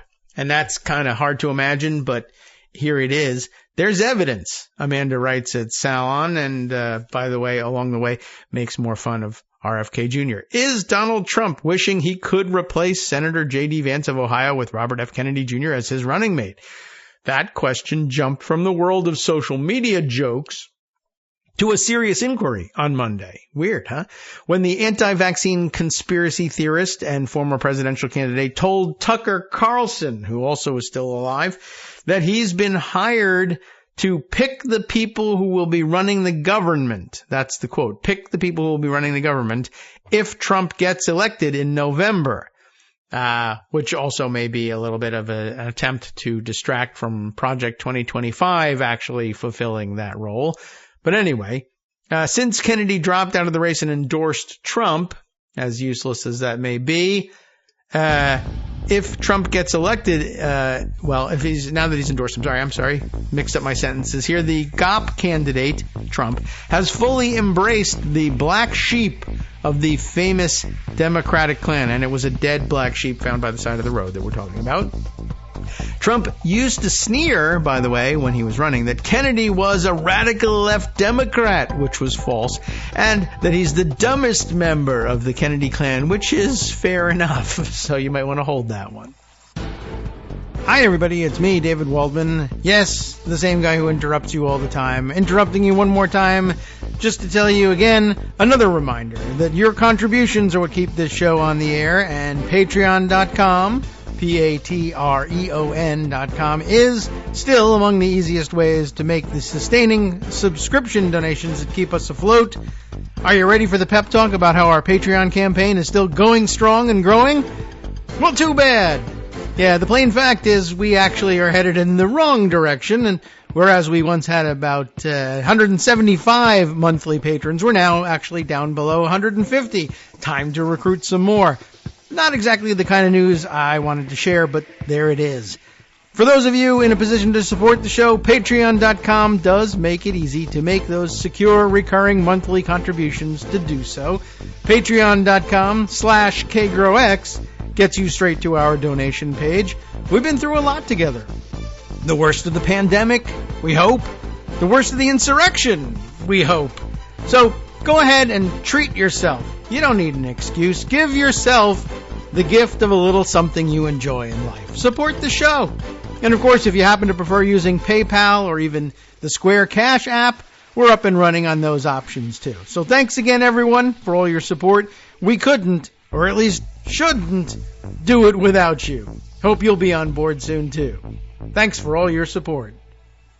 All right, welcome back now to the Kagro in the Morning Show here on Netroots Radio. One more sprint through another segment, and then we have to wrap it up for the day. And man, there's still a lot waiting to break through on the show, but hopefully you're already well informed about a lot of these things. But how can you pass up reading the balance of an article that begins by telling us about Trump sneering at Robert F. Kennedy Jr. as the dumbest member of the Kennedy Klan. Well, okay. Fair enough, says Amanda. After Kennedy endorsed him, however, Trump hugged Kennedy and declared he's a great guy, respected by everybody. Fact check, of course, Kennedy isn't even respected by his family members, who are blanketing the airwaves to say his behavior is obscene and a betrayal of his father, a New York senator and presidential candidate who was assassinated in 1968. I think we all know about that.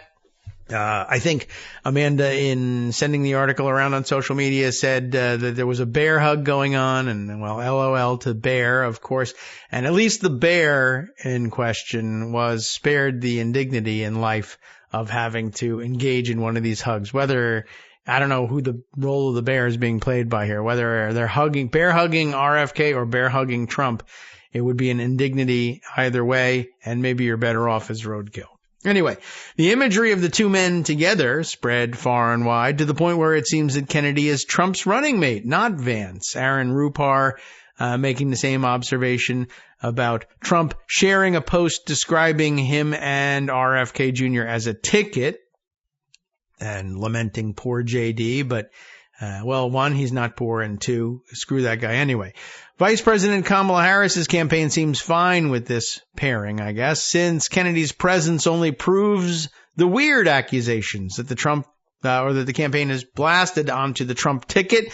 In the 4 days since he endorsed Trump, RFK Jr. has spent his time, says the DNC senior advisor here, spent his time tweeting about chemtrails and dodging questions about illegally sawing off a dead whale's head.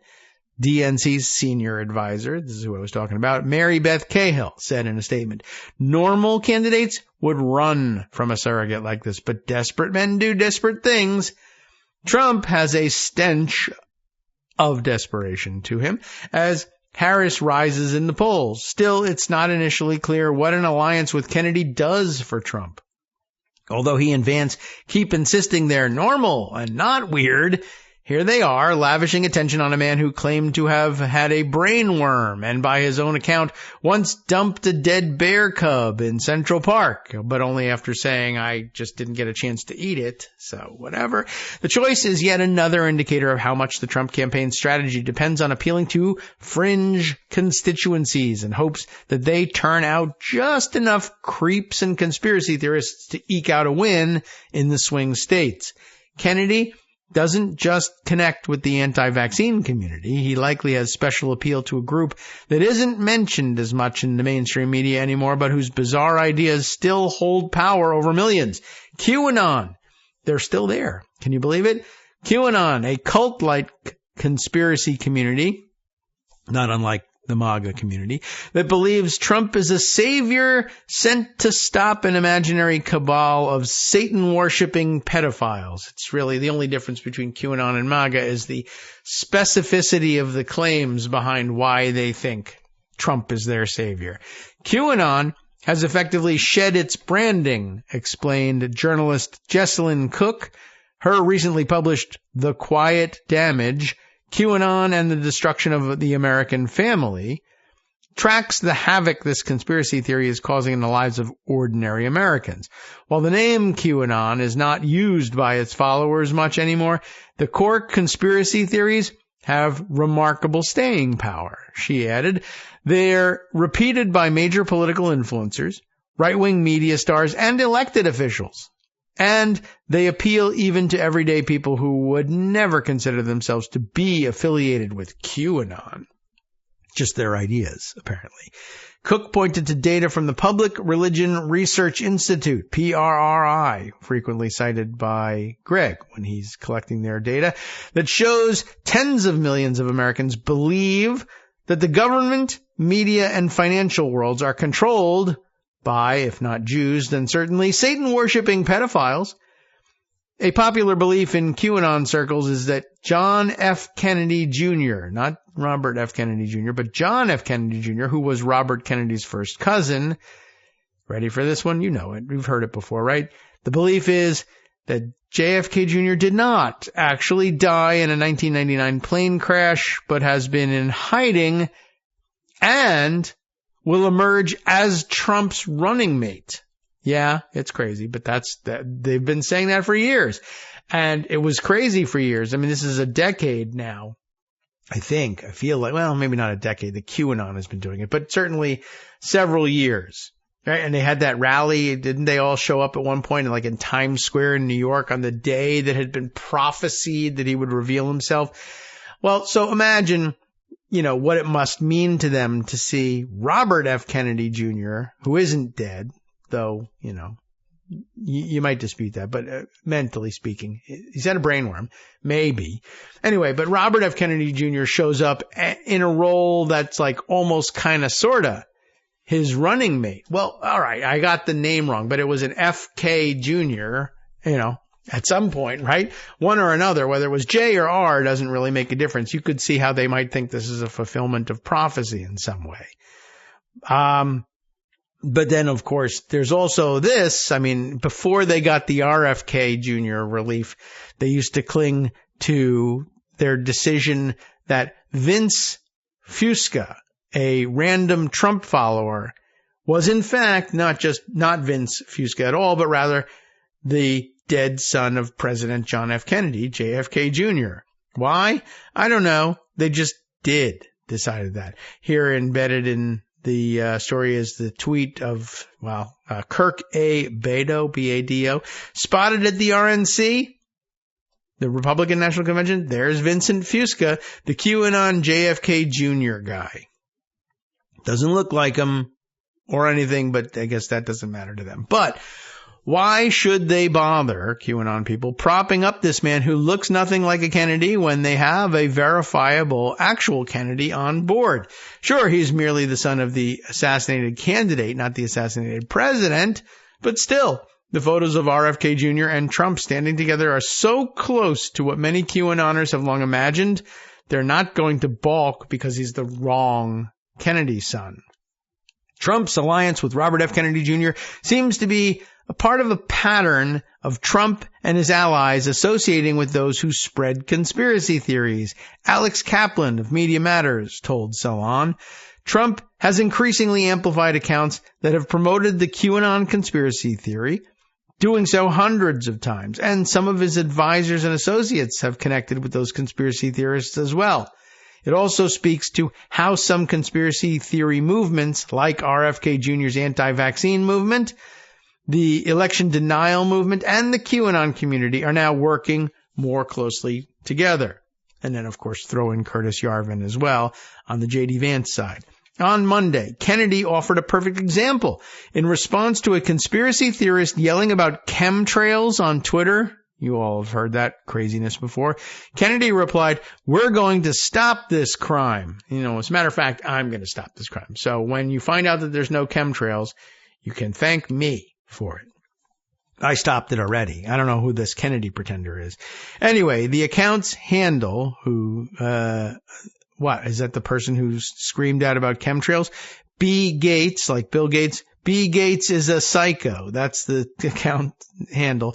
It is a QAnon reference. That phrase, that he's a psycho, is a QAnon reference, and the account heavily promotes the main QAnon theory that the world is secretly run by Satan-worshipping pedophiles. There it is again. B. Gates is a psycho, has over 500,000 followers. I mean, it's a cottage industry.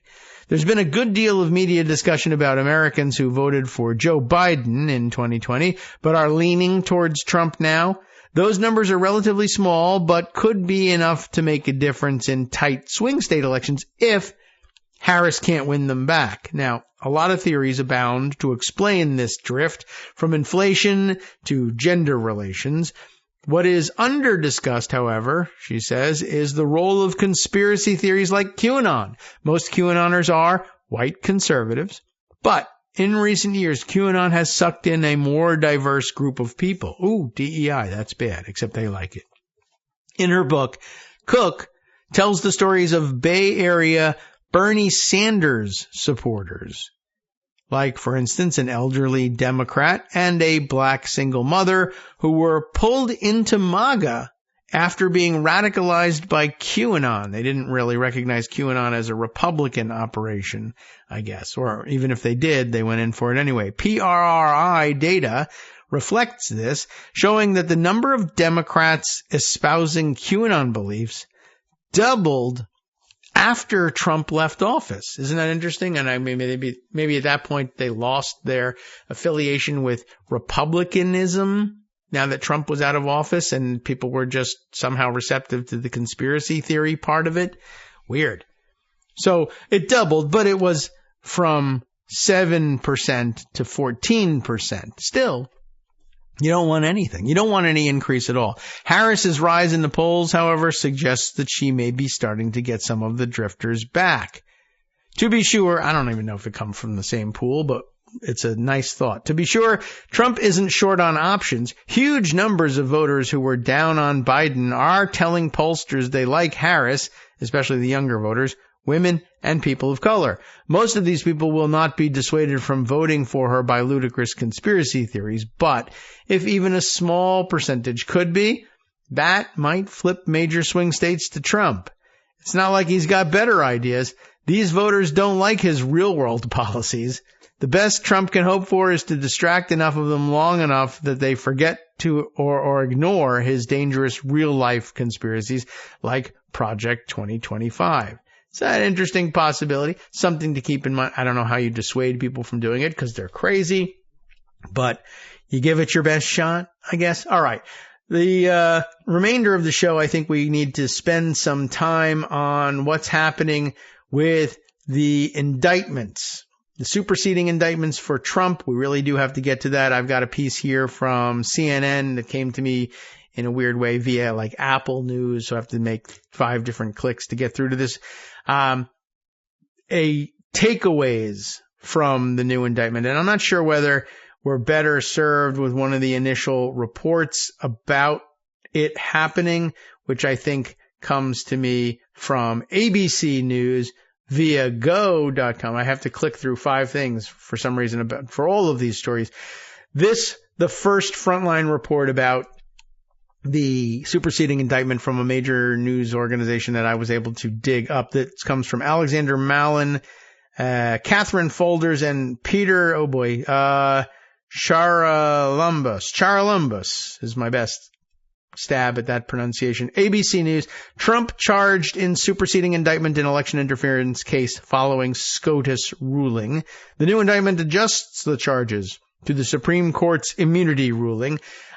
So that alongside CNN's takeaways from, which feels like maybe they worked with a little bit more time to digest it. They published at 7 p.m. yesterday. Maybe it's pretty close the publication's pretty close in time. So I imagine that they speak to some of the same things. So maybe we just skip straight to it. We know the facts of the indictment being dropped. Let's look at the takeaways and see whether there's any more to it than just the basic facts of how it happened, although I think they'll probably outline that as well. So credit, though, to ABC News for their publication on that. This from CNN, from Marshall Cohen, John Fritze, Fritze, and Devin Cole.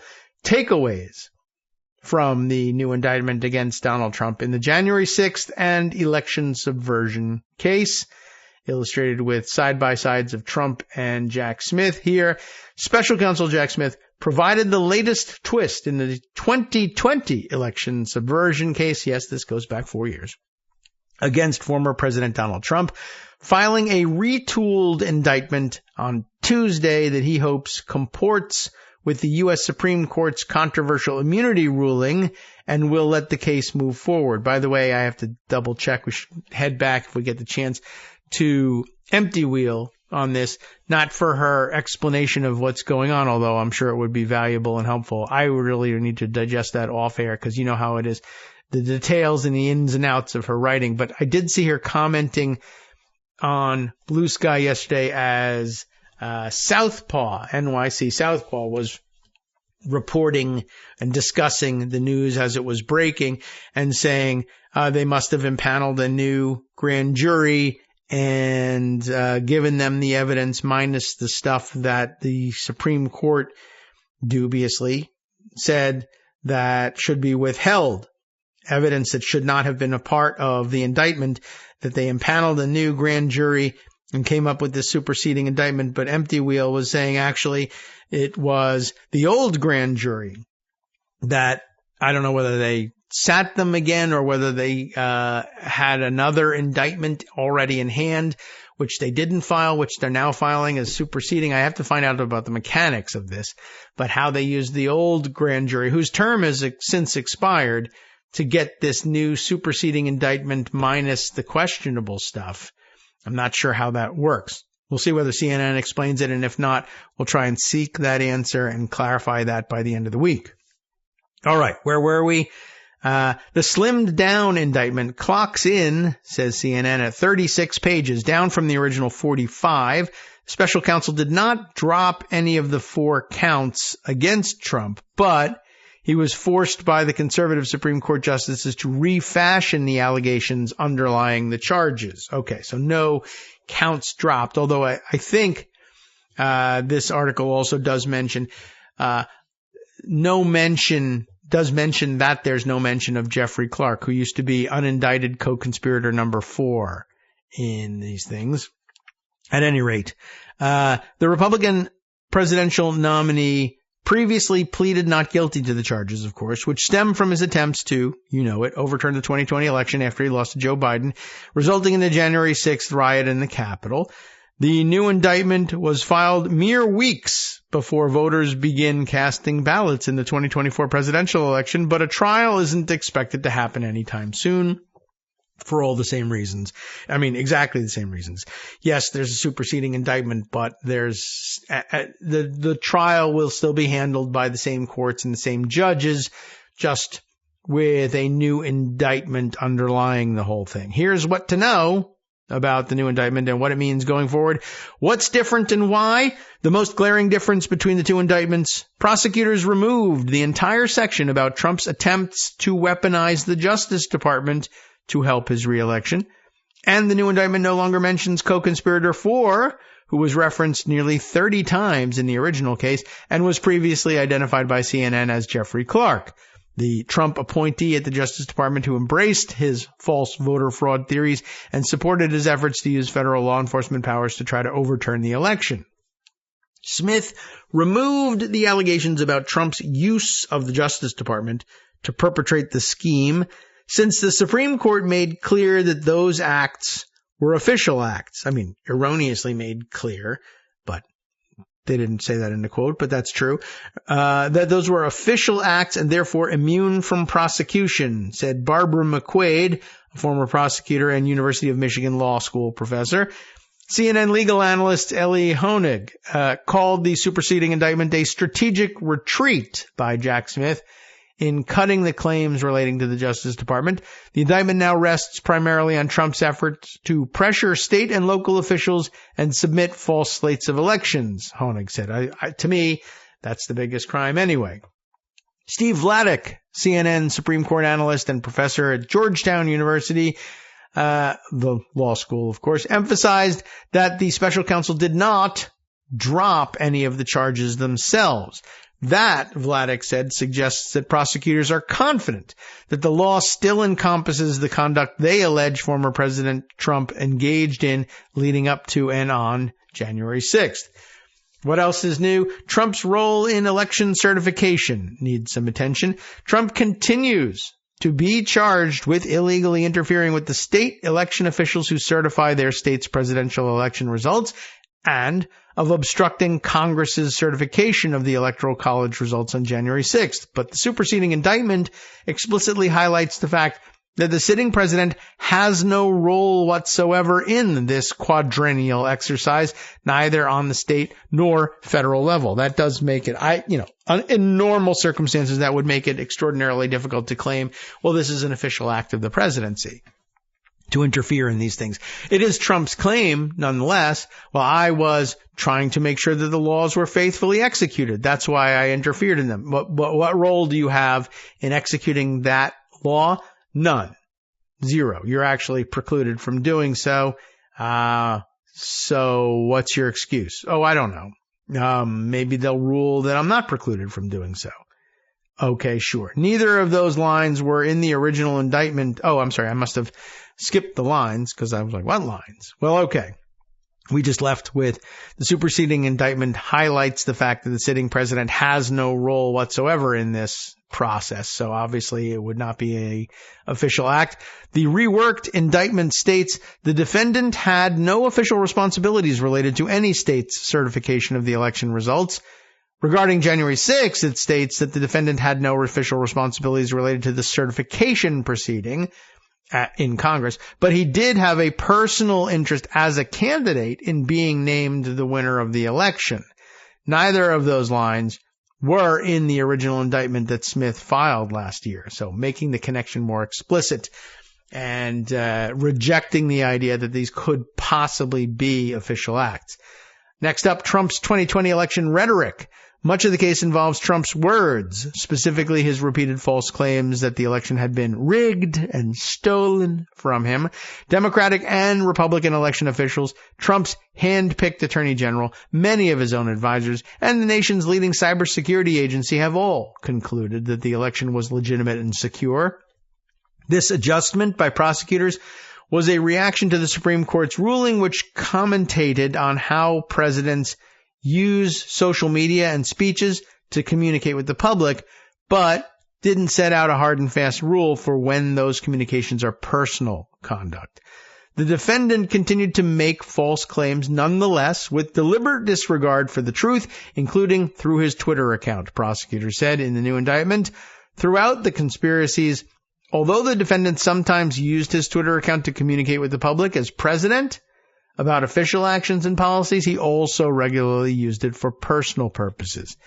Like the original indictment, the new one quoted from Trump's incendiary ellipse speech on the morning of January 6th, where he urged his supporters to march to the Capitol and, quote, fight like hell. In other words, setting on foot, literally setting on foot an insurrection. Thank you very much.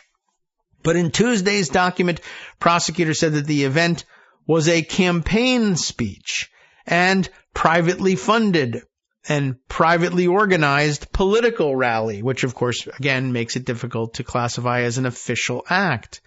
Trump's role in post-election lawsuits are cited. That's the next section. Another example of how Smith retooled and reworded his indictment revolves around a lawsuit that Trump's 2020 campaign filed regarding the results in Georgia, which he narrowly lost.